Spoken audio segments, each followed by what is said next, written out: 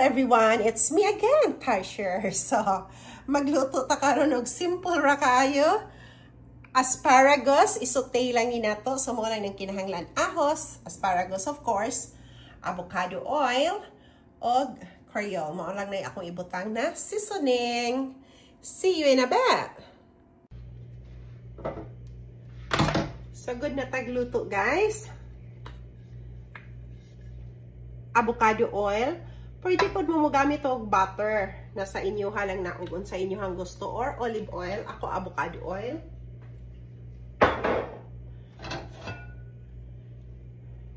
Yeah. Init na. Ibutang na nato ang ahos. Daghan ang ahos, mas lami.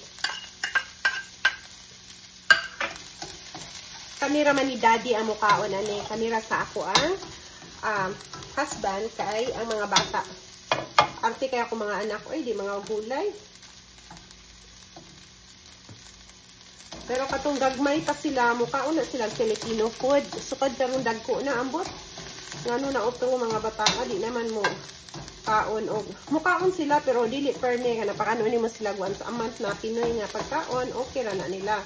Kanang sinigang ra ilahang kanon, adobo og pansit mga na ilahang kanon. Pero sinigang sabaw ra pod. Anya. Ana lang siya kadali. Ako nang ibutang ang Creole.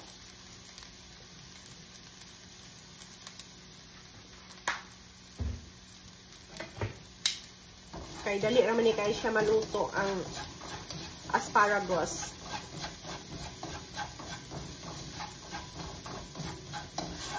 Ano lang? Pumaha lang siyang ihalo-halo. Ayan, pa-brown lang na to. Gamay ang ahos. Ayan. Ahos ni sa Bisaya, bawang sa Tagalog.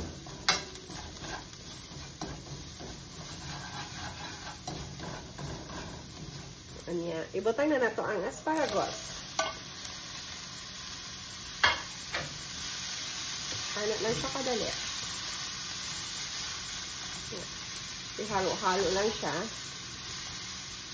Mas gusto ko kanang dili siya luto kaayo kana na ato siya crunch. Half cook lang ba?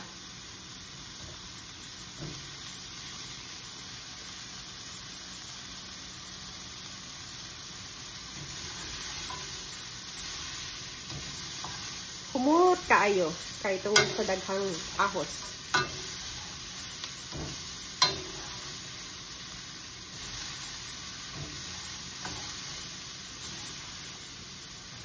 Init kaayo ang kuan.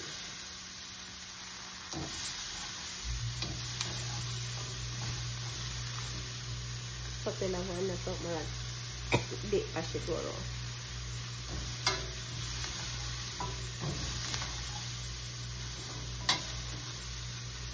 Kailangan na ito damay.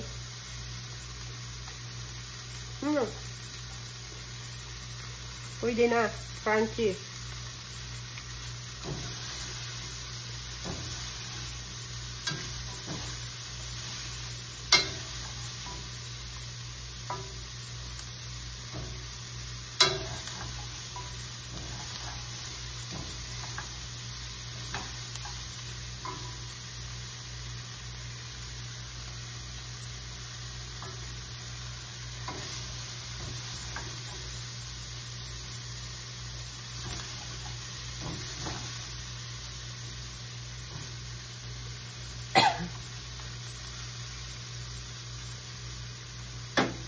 Luto na ang ato ang sauté asparagus.